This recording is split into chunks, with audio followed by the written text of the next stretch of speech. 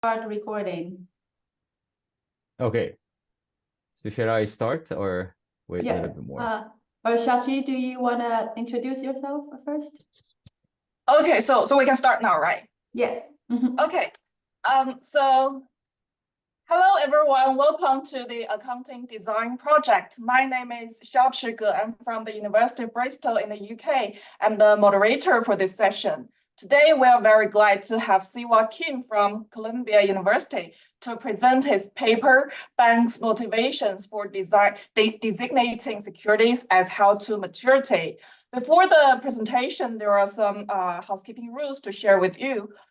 First, please mute yourself, and if it is possible, please share your video with us. And if you have any questions, please use the raise hand function or type your questions in the chat box so that if there are several questions, I will let Sehwa know and he can respond to the questions in order. Okay, Sehwa, I think the screen is yours. All right. Thank you so much, Shashi. Hello, everyone. Thank you so much for coming to the ATP workshop today. Really appreciate Stephen and Ayong for having me present this paper today. And I also thank Xiaoqi for moderating today's session. Today, I'm going to present a paper titled Banks' Motivation for Designating Securities at Held to Maturity, which is co-authored with two people in New York. Stephen Ryan is at New York University, and Sale Kim is at Baruch College. Actually, Sale is also joining the session. So the paper is actually motivated by the recent bank failures in 2023. And it has an unusually strong taste for policy implications. So I believe the ADP workshop is a perfect venue to present this paper, and I'm looking forward to hearing any comment, any suggestion from you today. So as you all know, we're living in a very special period when it comes to inflation and interest rates. So this plot shows unrealized gains and losses on investment securities for the U.S. banks. Look at here. Since March 2022, the Federal Reserve has increased the target federal fund rates by 5.25%, which create a large increase in market interest rates and unrealized losses on long duration assets. So what is actually quite interesting, this plot actually shows two different type of debt securities. The gold color is for the available for sale securities, which I'm going to call now as AFS securities for simplicity. And then the blue color is for something called held to maturity securities, which I call as HTM securities from now. If you are not so familiar with these terms, don't worry, I'll explain like how these things actually work in accounting in later slide. But basically, you can see that the blue portion, which is coming from the held to maturity securities, actually growing over time. You're sort of suggesting that, oh, maybe these banks actually try to shift some of these securities from AFS to held to HTM categories for some reasons. We can actually guess a lot of like underlying reason for doing that. But one very plausible reason is that the held to maturity securities actually recognized at amortized cost. So it really doesn't create any negative impact on balance sheet and then income statement. So sort of shielding these losses for their financial accounting and the regulatory purpose could be one main motivation for banks to reclassify these securities. So motivated by the fact presented in the previous slide, our paper examines how accounting treatment on debt securities may have contributed to the recent banking crisis in 2023. So as you know, in March 2023, three very large US regional banks, Silicon Valley, Signature, and First Republic banks failed, likely due to deposit runs motivated by huge unrealized losses on fixed rate assets. There are two accounting features worthwhile to look into related to these failures. The first feature is something related to the financial reporting. If banks classify their debt securities as HTM, any fair value changes in these securities are ignored from both income statement and balance sheet because these securities are recognized at amortized cost. The second feature is actually related to the regulatory treatment. Any unrealized gains and losses on AFS securities are excluded when calculating regulatory capital for most banks in the US, except for the largest banks. And then this feature is known as the AOCI filter. You may wonder why this is actually called the AOCI filter, because the unrealized gains and losses on AFS securities actually becoming the part of the AOCI, accumulate other comprehensive income. And then this accounting feature actually, the regulatory accounting feature actually filtering these changes from calculating regulatory capital. For that reason, the term of the AOCI filter has been used by both regulators and practitioners. So in our paper, what do? We ask two questions. The first question is, do banks exploit these two above accounting features opportunistically to create the preferred treatment for them? That's the first question. And then if so, the second question is, how do the two accounting features affect the bank's interest rate risk management? And then if we can provide some of the evidence answering this question, we can see how or whether the accounting features actually contributed to the recent regional banking crisis. So that's sort of the purpose of this paper. And I think this is good time to open the floor for taking some questions.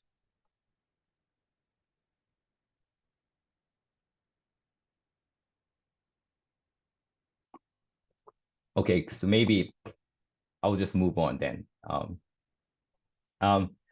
So. Oh, there is one question. Yes. Hey, Baka. Hi, Sehwa. Nice to see you. I just have two observations on reading the front end, and I hope this kind of helps you a little or also clarifies some of the things in my mind. So I wanted to ask you whether these transfers in and out, if you would like to empirically show the risk and information issues with the banks over these times, because right now there's a lot of shifting going on.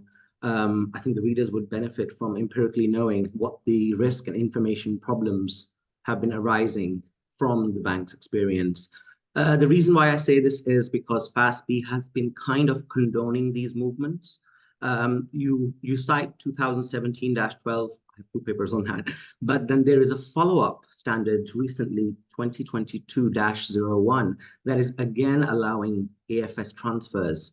So I think there is some sort of FASB approval in these movements, and the economic intent doesn't seem to play out. So if we would know a little bit about SEC comment letters or questioning of why these movements are happening, especially because FASB is allowing them under these two rules, that would make us understand the role of sort of monitoring in this regard. Why has this been under the cover for so long, and FASB is still allowing these movements? No, I think, maybe, correct me if I misunderstood your question, but my understanding is actually, I think you're right, because even in our paper, we actually sort of state that, okay, there are certain occasions actually FASB or the gap allow this transfers actually explicitly, especially when there are some sort of the major accounting changes. Like one good example is the hedge accounting of these securities, right? Whenever there are significant update regarding the securities accounting, the FASB actually allows some sort of one-time transfer without tainting of any HTM securities. These are sort of the very special occasions. Just for context, the recent 2022 change made the top three largest banks transfer billions from HTM to AFS, and FASB is okay with it. Yeah. So I think all this sort of the special treatment or the one-time allowance actually has been implemented over time. But what is very interesting, what we are going to talk about is the bank's movement related to the 2019 tailoring rules. which removed a lot of like the financial regulation for some of the large previously advanced approaches banks. And then they actually cited the reason of transfer from the HTM to AFS using the tailoring rules. But however, this tailoring rules actually, it's not specified in anywhere under the gap. So we actually think this kind of like the irregular movement is sort of questionable. And then can we actually say that banks have really good intent and ability to actually hold this the securities at to maturity, and should we keep allowing this sort of arbitrage transfer over time? So that's a sort of like the large question we want to raise by showing some evidence. I think that's sort of the key point of the paper. I know this is not. I think what is important as well is that if these movements are not being questioned by SEC over the years, and we can see those in your sample, then it's very surprising, right? Yeah. And one more thing I wanted to highlight was that the international banking rules or international hedge accounting rules, they allow HTM to be fair value hedged. So it would be interesting to see, just anecdotally probably, that are these movements that rampant in the international banking space where HTM is allowed fair value hedge? Oh yeah, so yeah, we actually didn't into sort of an international the IFRS setting in our paper, but your point is actually quite interesting, and then we'll think about that issue. Thanks. Yeah. Thank you. Okay. There's another hand. Shuai. Yeah. Yeah. I just have one question to clarify. So the unrealized gains and loss on held to maturity is the difference between the amortized cost and its fair value. So it's only disclosed and not recorded or recognized in the income statement or balance sheet, right? Yeah. So I think you actually made a wonderful point which I will actually show later slide. So basically, the held to maturity securities for debt securities is actually based on the amortized cost basis, and then it does not affect any balance sheet or the income statement. However, their fair value changes should be disclosed in the footnotes. So for all public banks, all these fair value changes of HTM securities actually have been disclosed like for a long time. But what is actually quite interesting is that the investor did not pay much attention to, until the 2022, and then really led to the unusual deposit runs in 2023. So what we, as the author of this paper, believe that really the disclosure of this information does not have the same the impact for investors' awareness or the response to these unrealized losses compared to actually recognize them on the balance sheet and then income statement. So that's, I think, that's the one big argument actually we are relying on in this paper. Yeah, Paul? Yeah, hi. A question I had is the I guess the motivation for the exclusion in the first place. It seems to me that was part of the standard way back when they designed the AFS and the maturity. So in one sense, aren't the banks just acting normally given the standard? And so the sort of the opportunistic part of it is back in the standard design, not the standard implementation. Is that a fair way to look at it, or do you see it differently? So basically, I think this is really related to this slide that we're going to talk about, this like history of this FAST 115. So can I just briefly talk about the history of the securities accounting treatment of the securities, and then like what we say is actually for both the design and then implementation. So the short answer is actually we think there is a little bit of issue for both the design and the implementation. Okay, so since we're actually talking about these slides, I'll just provide some background about this the accounting for the debt securities. The FAST 115 actually was created in 1993, which is the current three categories of debt securities, in response to the savings and loan crisis of the 1980s. So what happened back then is that around the time, banks held investment securities, which was at the amortized cost, that experienced large unrealized losses due to interest rate increase during the 1970s. And then the interest rate actually peaked in 1981 and remained high throughout the 1980s. Because these because due to the amortized cost accounting around that time, these losses were initially unrecognized for accounting and regulatory purposes. However, over the asset lives, the losses were gradually realized and thus recognized.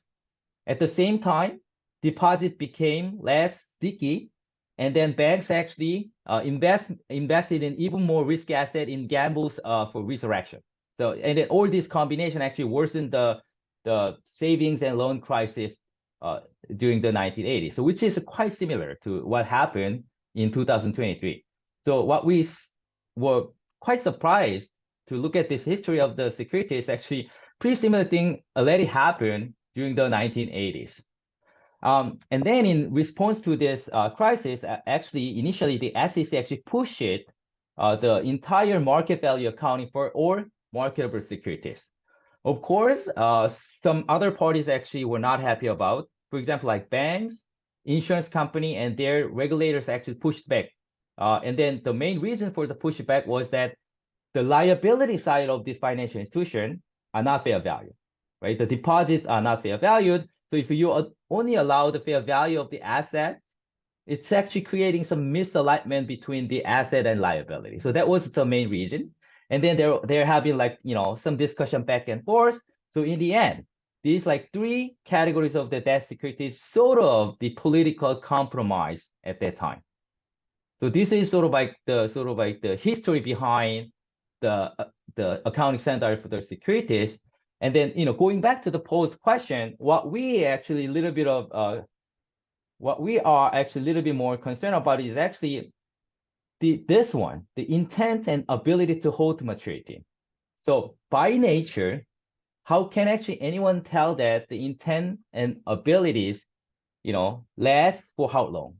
So I think that's a little bit of a quite a challenging issue to implement this rule. For example, like what we observed in 2020 to 2023, even though banks actually initially had an intent and ability to hold the security to maturity, when interest rate rises, unrealized losses actually accumulated, and then uninsured depositors actually sort of saw that and then just scared off, and then they try to withdraw the money. So if that happened, the initial intent and ability no longer exists at that point.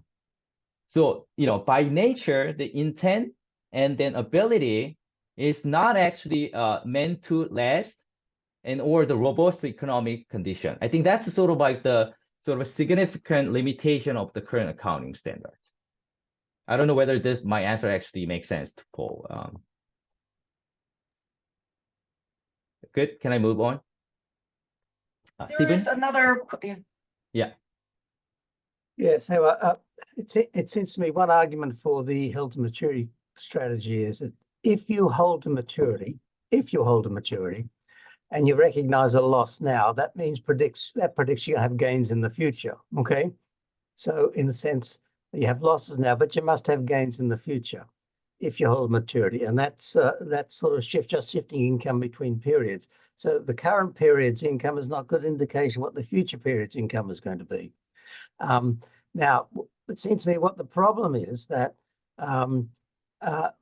giving banks the ability to classify these as held to maturity if there's some probability that they're going to be called upon to actually satisfy deposit withdrawals. Most insurance companies, property casualty insurers I've seen, you don't have the held to maturity category. It's all mark to market because it's going to be a claim. If a big claim comes in, you've got to be able to liquidate it. So it seems to me that's a crucial feature, that the regulation that says you can only do this. This is a demonstrated, very low probability you'll ever be called upon to actually liquidate these securities. And that would come into part of the stress testing, it would seem. Okay. it seems to me stress testing, this has to be justified by stress testing, because you do have the problem that if you do hold them to maturity, the current loss is not a good indication of the future, because you're going to have profits in the future. So no, I agree with your point that like, so the current unrealized loss is actually likely not to be realized, if you actually stick Yes. to the security till maturity. But the flip side is actually, if we think about we observe like the deposit runs actually can be very quick, and then could be very massive. So if that happens, it's pretty hard to say that, okay, can you actually hold this maturity to maturity, right? Yeah, So I agree. So I think that's the concern we are so if your actually stress test focusing says, on, look, if you have a big run, you're going to have to liquidate. Then the regulations, you can't classify them as held to maturity. So I think that would be a way of approaching the regulation. Yeah. Okay. So I think I agree with your point. So what we're trying to say is that, yeah, I mean, there have been, the argument for sort of like the current accounting as HTM, and also there has been a counter argument for that. So and I think the both arguments actually have like, valid points. But we are trying to actually do in this paper is try to provide some evidence, which is like showing that, oh, maybe the intent and the ability of the HTM is pretty hard to verify ex ante. So that's sort of the purpose of the paper. But we're not sort of by objecting any of your point you raised, Stephen. Yeah, Ayang? Yeah, I want to follow up on that discussion. Yeah. Is that you find that banks can opportunistically reclassify AFS to HTM, Yeah. right? But you also argue that even classify those securities into HTM, they still actually experience those bank runs, and then they have to liquidate. So does the market actually consider those as HTM, or they still treated those securities as AFS? Because the interest rate information is observable to the market participants, regardless of managers' reclassification act. Market can kind of redo it, right? And then this reminds me of this accounting paper by Catherine and other authors, that market somehow are able to disclose versus recognize numbers in the context of lease accounting. So I just want to know, like, in addition to managers' opportunistic behavior, what's the market response to that? No, I think you're, I totally agree with your point that, at some point market can figure out, and then to take some sort of like the corrective action or the disciplinary action. But on top of that, what we actually document here is that those banks actually sort of still maintaining the AOCI filter. That actually they sort of like did better job in terms of the reducing the interest rate risk of the AFS securities in advance. So there is some sort of component about the disciplinary component of the ASA filter for the banks. So they did not they took less risk and then they did more hedge, etc. Right. So that's like the one aspect that we want to argue. The other, regarding the market, sort of like, markets are naturally sort of figure out like what's going on.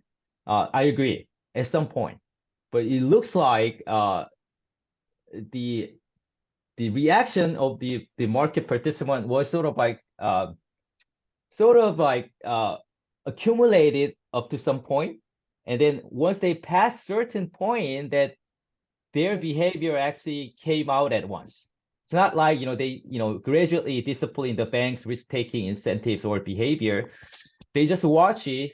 The unrealized losses actually accumulated enough. And then at certain point, after that tipping point, the market actually largely responded, which create the bank runs. So this is sort of the observed pattern.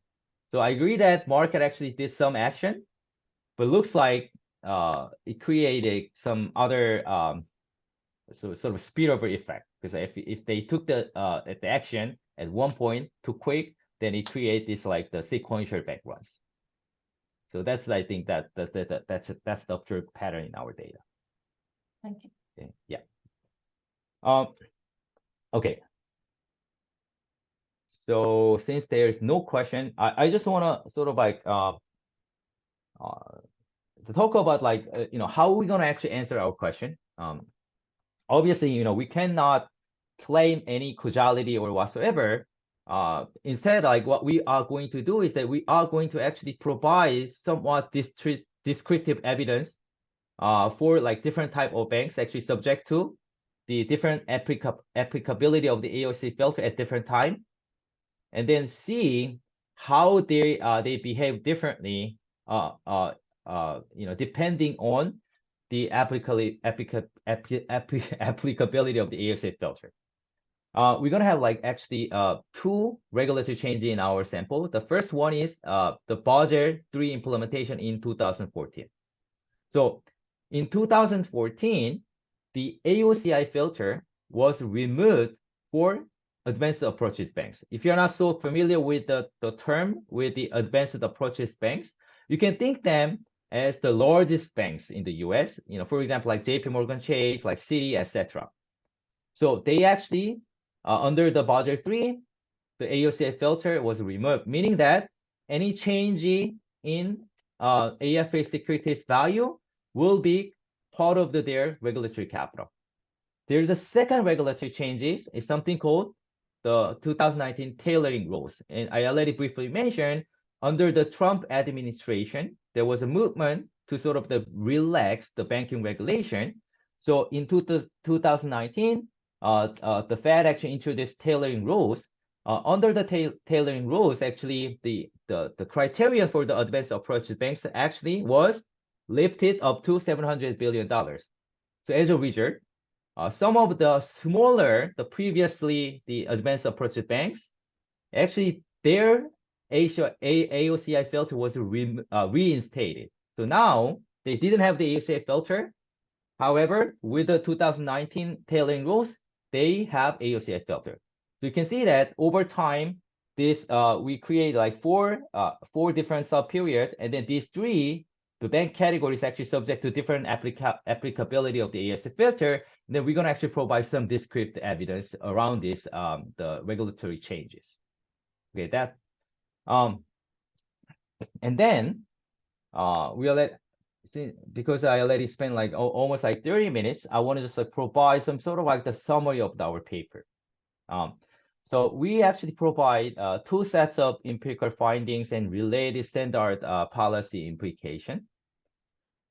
The first set of the empirical findings is regarding the held to maturity status. We find that banks tend to classify debt securities as HTM rather than as AFS, when HTM classification provides preferred financial accounting and regulatory capital treatment, not because they have a distinct, economically motivated intent and ability to hold the security maturity. How can we say that? So the opt-out banks in our sample reverse their classification of securities 3 times during our sample period, like from AFS to HTM during the Basel III, back to AFS during the tailoring rule period, and then back to HTM during the interest rate rise period. So it's actually, going back to Paul's question. So in our view, such readily changeable assertions regarding firms' intent to hold securities to maturity are pretty inconsistent with the gap requirement for HTM classification. So it actually, related to both the design of this accounting treatment and also how you can actually enforce or implement this accounting treatment. So we believe this evidence support recent calls to limit or eliminate the classification of HTM. I know this is quite strong statement we can make because we do not do any sort of like, the net benefit analysis, right? So we already actually got a lot of pushback by having too strong actually argument in the paper. So in the revised version, actually, we provide a little bit alternative solution. So we are saying, we understand that this is too strong, and that we do not have like, the strong evidence to support this suggestion. Instead, at least we have to sort of increase the enforcement, the classification of the HTM. Because, it's not so natural for banks to make the constant change whenever they prefer one treatment versus another. So that's a sort of alternative suggestion we made in the revised version. The second set of the finding is related to the AOCI filter. So basically, we find that the AOCI filter incentivizes banks to reduce their the risk management. We find that banks with the AOCI filter increase the weighted average maturity of their AFS securities and decrease the hazard of the interest rate risk of the AFS securities. This evidence support the recent Fed proposal to remove the AOCI filter for banks with $100 billion in asset. So here is sort of the summary of the, I'm done with the summary of the finding and related the policy implication. And then, I'm happy to take any questions if there is any. Yeah, Parker. Yeah. So I just out of curiosity, so this bucket of investments, it's mainly centered around mortgage-backed securities, right? So do you think depending on actually the bank's type, and I was just curious that yes, exactly. So if there is cross-sectional variety in the types of investments that these buckets carry, what implication that has on these transfers? Because you said the intent is driven by accounting and regulatory changes. Is it also due to the makeup of these securities and the risks that their markets pose? Because that's what led to the interest rate meltdown, right? Mortgage-backed security, highly sensitive to interest rates. So they're not holding probably equity in these investments. Yeah. So I think, was just curious when I was reading that, what does the makeup of what is in these investments mean for these transfers? Yeah, so I think that's really good question. And then, I'll just show this one. So this one is actually sort of like showing the maturity of the AFS securities by different bank types. So you can see that, if you look at the red line, the advanced approach banks actually, constantly actually, reduce the maturity of the AFS securities, meaning that they actually a little bit more keen about the interest rate risk management for the AFS securities, right? But if we look at the opt-out banks and then the non-AA banks, you see that around the pandemic, they actually massively increased the maturity. It's actually going back to Vaca's point that, okay, around this time, the interest rate was very low. So these banks actually sort of like search for the yield. They actually look for the high yield, the securities happen to have the longer maturity at that time, right? So, and then, another, natural question to come up then, okay, can we actually sort of make the same argument, not just for the AFS securities, but also for the HTM security or the entire security portfolio? We find also the consistent pattern of that. So those banks actually with the AOCI filter generally try to take less risk in the debt securities investment. So it actually, the increase in the AFS security risk actually does not fully offset the decrease in the other category of the HTM securities. Right? I don't know whether this answer is actually makes sense to you, or that I answered your question correctly. No, this gives more context to the maturities. I would just like to add, out of accounting fixation, that the accounting rules that do allow fair value hedges of these AFS are allowing for reduced maturities to be hedged. So this could be a one-to-one correspondence with those as well, because we have the partial layer method in 2017-12, as well as in 2020-01, that is categorically saying, okay, we allow you to hedge smaller maturities, which is in sync with the AFS treatment. Yeah, so we actually have another evidence regarding the hedge as well. So actually, if you look at the AA banks with the AOCI filter, they hedge more. Then when actually the AOCI filter was reinstated, sorry, the AA without the AOCI filter actually has more. And then when the opt-out banks actually reinstated the AOCI filter, you can see that they just like dramatically reduced the hedge, right? So this is sort of consistent with the argument that the AOCI filter sort of like the negatively affect the bank's incentive to do more the interest rate risk management. Okay, I'll take a question from Shuai and then Ayam. Hi, I just think there may be another factor that can reduce the bank's incentive to reclassify their securities into held to maturity. Because now the banks are required to adopt CECL, the current expected credit loss. Mm-hmm. So in this case, because for held to maturity, it can be applied to CECL. So that will significantly increase their provision. But for available for sale, usually because it is measured at fair value, so CECL might not be applied to available for sale. Okay, I think that's a very interesting point, and I have to actually revisit my my analysis. At some point actually I look into this issue because like as you said that the HTM sort of now is actually subject to the CECL, right? But yeah, we couldn't find actually a huge provision regarding the HTM. I think the one reason is that the HTM normally does not have that much credit risk. So whenever you see that the little credit risk, the impact of CECL is not that magnificent, right? So I think for that reason, I think we look into that angle, but we didn't find any sort of huge difference between HTM and AFS, like because of the CECL impact. Does it make sense? Yeah, probably because all the hold to maturities are treasury bonds or treasury bills, so the credit loss is low. Yeah, that's true. Yeah, I see. Yeah. Thank you. Yeah. And Ayong? Hello, Sehwa. So I have been thinking the earlier of your talk, we have been debating about this accounting classification, right? And the measurement, and then you made a kind of like a bold claim on whether we should eliminate HTM.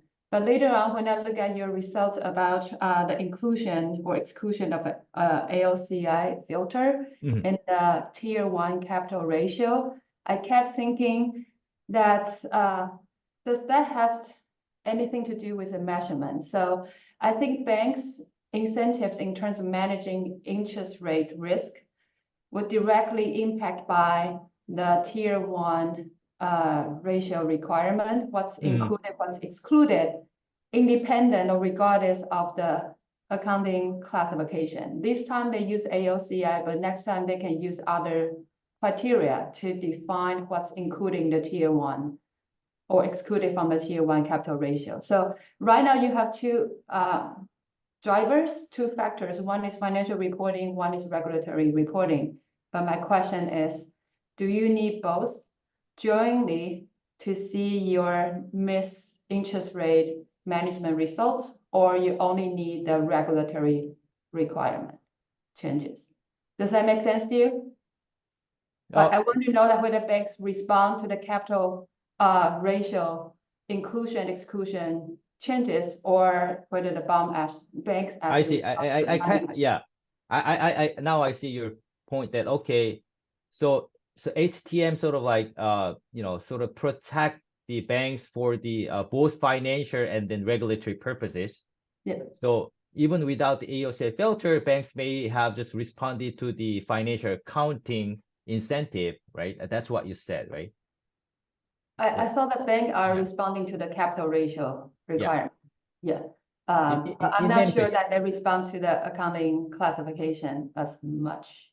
So, but look at this. So if we look at the most recent period, so this is actually the graph of the proportion of the held to maturity, right? So if you look at this, so you know, all these three type of the banks, the only AA banks actually without the AOCI filter, and then these two actually have still the AOCI filter, right? So basically, this evidence actually suggests that even without the regulatory purpose, when interest rate actually rapidly increases, they actually want to sort of like shield their numbers for the accounting purpose from this unrealized losses. So I think this pattern is actually showing that, okay, even without the regulatory purpose, maybe these banks actually respond to only based on this like financial reporting incentive. Maybe I'm a little bit of like how do I say overarching or the interpret the result too strong, but or maybe I misunderstand your question. So let me ask it again. And Yeah. I think there are other papers in banking have been looking at what transactions are included in the tier one capital ratio versus what transactions are excluded, right? And do they also find similar results in terms of a risk management related to those regulatory when there's no financial reporting? Oh, I see. Yeah. So that's like something I actually go back to those papers and then to find out. Yeah, because I yeah. feel like your result here, you try to use the interest rate risk management to argue that we should remove HTM for the accounting standard, but I'm not sure those two has to be jointly happen at the same time. Okay, that's a great point that I think I have to think a little bit more to answer better to that question. Yeah, I'll look into it. Yeah. Okay, so I don't know, like I've been like sort of jumping back and forth. So I'll just like emphasize like some of the interesting finding that we have. So this is sort of the figure that summarizing like, okay, these three type of banks actually sometimes they have the AOCI filter or sometimes they do not have the AOCI filter, right? And then depending on this like applicability of the AOCI filter, and then depending on the macroeconomic condition, we believe that the different banks actually prefer different type of category. But with the AOCI filter and then stable interest rate, most of banks would prefer AFS. Why? Because if you have too much HTM securities, you cannot sell them because it's going to create the tainting to your securities portfolios. So meaning that these HTM securities can limit banks' liquidity management capability. And then as Barker actually raised it earlier, the HTM securities actually cannot obtain hedge accounting. So having too much HTM securities actually is not great for the bank. But on the other hand, if you do not have the AOCI filter, meaning that the fair value changes on AFX actually considered for the regulatory capital purpose, banks may prefer the HTM over AFS to shield their regulatory capital being too volatile. Okay, and then when the rapid interest rate increases, most of banks actually prefer the HTM to ignore unrealized losses. So this is sort of like preferred classification when we try to actually sort of like provide some descriptive evidence whether the pattern we hypothesize or expected is consistent with what we observed in the data. Look at this. This is actually the main figure for the first question regarding the bank's preferred classification. What is actually quite the stark is actually for the opt-out banks, right? If you look at the opt-out banks, starting from 2012 until the tailoring rules, they gradually increase the ATM proportion, which is actually consistent with what the advanced approaches banks did, right? Without the AOCI filter, they prefer HTM. However, as soon as the tailoring rules actually kicked in, they just like transfer all HTM to AFS. Look at this, like the average level for these opt-out banks is almost 0 during this period. This is quite startling. And also, when the interest rate rises, in the fourth quarter of 2021, they again massively reclassify the AFS securities HTM, right? So you see that there's like 3 different classification within this 10 years. So we believe this is sort of like the evidence like showing that the intent and ability to hold securities to maturity is pretty, how do I say, it's pretty unverifiable, and then can be opportunistically used by these banks. We have like the regression result, but I'm going to actually skip this because these are pretty consistent with the pattern of the figures. What is actually quite interesting, I want to raise one more time, is that a lot of this, the transfer from the HTM to AFS actually happened around this tailoring rules in 2019 to early 2020. And then all these opt-out banks actually could do it without tainting their portfolios, right? And then another interesting the finding we have is that the gap actually specifies 6 the circumstances that banks can reclassify the securities from HTM to AFS without tainting. I'm not going to go into details, but the tailoring rules do not seem to qualify any of the specified 6 cases in gap. And then none of these opt-out banks provide explanation for why the tailoring rules actually constitute a valid basis. And none of their auditors actually mention the transfers in their audit opinions or appear to object about that. So having said that, this finding suggests that the bank's assertion about their intent and ability to hold security to maturity are not adequately evaluated by auditors or regulators, perhaps because these assertions are inherently unverifiable ex ante. So I think this is sort of the question we have by observing this pattern. Okay. Can I just keep going? Any questions? We have one question in the chat box. Okay. Let me just look at the. No, that's me. Oh, that's actually answer to Ian's question. Yeah. So Sel is actually our co-author, and then he's helping me. Okay. So with that, actually, we move to the second question regarding whether the AOCI filter sort of like de-incentivize the bank's interest rate risk management. I already talked about that. The opt-out banks, they actually manage it better the interest rate risk of the AFA securities up to the tailoring rules. But during the pandemic, they actually completely reversed this pattern. And then during the interest rate, again, they actually try to reduce this like the maturity of the AFS securities. So one point I want to raise is that depending on the state of the AOCI filter, the opt-out banks actually, in the beginning, they behave most likely the AA banks, right? They gradually decrease the maturity. However, once the AOCI filter was reinstated for them, they became just like non-AA banks, right? The pattern is pretty stark before the tailoring rules and then after the tailoring rules. And then we believe that this evidence actually sort of showing that the AOCI filter sort of reduced the incentive for banks to manage the interest rate risk. And then same thing happened for the hedge accounting. So one thing I want to actually caveat is that the hedge accounting information is only provided in 10K 10Q starting in 2018.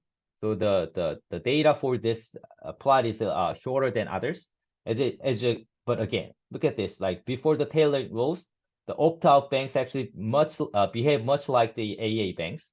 But after that, the AA banks actually keep increasing the hedge proportion of the AFS securities. However, the opt-out banks do not hedge this AFS securities anymore. Okay. The last figure we actually look into is about how uninsured depositors actually responded to these three type of banks. So what is very notable thing is that the ratio of the uninsured deposit to the total asset is actually, the highest for the advanced approach banks, which is not surprising because these are the largest banks. And then uninsured depositors, sort of believe that they are they are the safest banks, arguably because of too big to fail conjecture. However, if we look at this, like how they actually withdraw their money when they actually observe the huge unrealized losses during the interest rate rise period, you can see that the drop is actually the largest for the opt-out banks. So this is again going back to the question that, okay, we believe that these banks actually had intent and ability to hold securities to maturity, but when the interest rate rise, when the things going bad, the uninsured depositors actually not being sticky anymore. So the assumption about these depositors will be sticky during the bad circumstances is actually no longer valid.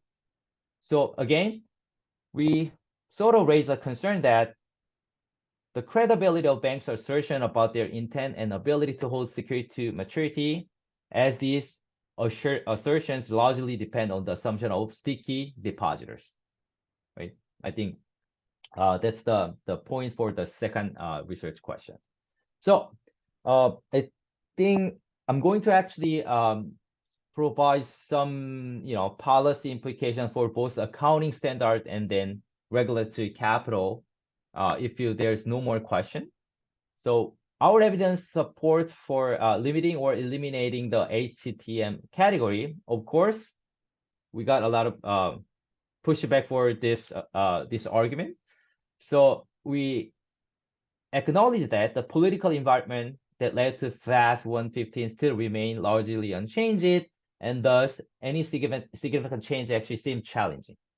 In fact, actually, the FASB had a board meeting to discuss the held to maturity case in last December, and then they did not actually agree on actually looking into the eliminating or the limiting the HTM the category. Instead, actually, they are going to look into how they actually going to provide more disclosure regarding the accounting, the debt securities investment. Okay, that's what happened not long ago. So we believe that a more feasible alternative solution might be to increase enforcement of the existing gap restriction of transfers of securities in and out of the HTM. So at least we cannot actually allow just banks to just constantly changing their intent and ability for the HTM. The last point regarding the bank regulation, our evidence actually sort of provide support for the eliminating the regulatory AOCI filter because it likely disciplines banks' interest rate risk management behavior. In fact, the Fed actually made a proposal in July 2023 that they are going to remove the AOCI filter for some of the mid-sized banks, the banks with $100 billion in asset. However, we want to make a quite important note. If this proposed rule is actually accepted, the affected banks actually likely sort of play game between this AFS and HTM classification again, right? You can simply just reclassify AFS to HTM to avoid the AOCI filter removal, right? So what we actually suggest is that any decision about the AOCI filter should be made in conjunction with the decision about the HTM category together. Otherwise, banks can actually, play with this classification. Okay. Vaka? Just an observation, Seva. So the reinstatement of the filter and the fact that FASB has come up with 2022-1, which increases eligibility of AFS securities to be fair value hedged. I think that would in sync both these forces going forward. Obviously, we don't have the data, but we have 1 year of compliance now, 2023. This is still then, it's questionable as to whether the accounting rule as well as the proposal will go in sync, because AFS is majorly allowed fair value hedged to be implemented in a much easier way because of maturity reliefs and effectiveness. No, I think that's a great point. I think that's something, we can actually, we want to look into, right? ASU 2022-01. Yeah, I'm aware of that change, but the question is like, if you look at this like non-AA banks, right? This like non-AA banks actually relatively smaller banks, right? So, they do not do any sort of a hedge, right? They do not do any fair value hedge, over the entire sample period. I think this pattern actually suggests that maybe these smaller banks do not have this like enough sophistication to engage in this fair value hedge under many, for many reasons. So you I will hope be surprised these yeah. small banks are doing cash flow hedges, Seva. Yeah, I just collected data. so they know these, this is on their radar. Yeah, no, I think that's a great point. So what I want to see that like, with the accounting standard changing in 2022, they can actually motivate these small banks actually do more fair value hedging. I think this is sort of separate question, but sounds like an interesting question to look into. Sehwa, you have 3 minutes left. Okay. So I think this is pretty much. I think I don't have like any more things to add. So I can take either more question, or I can advertise the next session for the ADP in 2 weeks. Okay, so I'll just stay a couple more minutes in case you want to talk more. But in 2 weeks, April 16, Tuesday, the same time, 12:30 to 1:30 p.m. Eastern time, Stefan Huber from Rice University will present a paper about the accounting for goodwill. So I hope, thank you so much for everyone to listen to my presentation and then made lots of good comments. I hope to see everyone in the next section too. Okay, thank you so much. Thank you.